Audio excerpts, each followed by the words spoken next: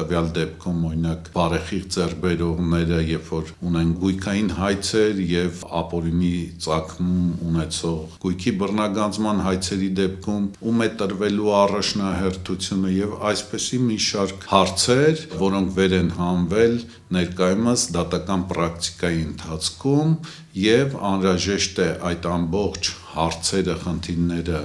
հավաքել եւ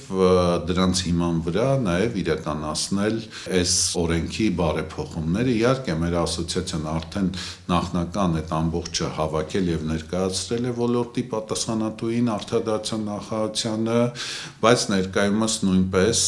մենք լրացուցիչ ուսումնասիրություններ ենք իրականացնում, այդ խնդիրները վեր ենք հանում, որպեսզի օրենքը որքան հնարավոր է ավելի քիչ խոցելի լինի։ Բաժանորդագրվեք Իրավաբան.net-ի սոցիալական հարթակներին հետագա նորություններին տեղեկանալու համար։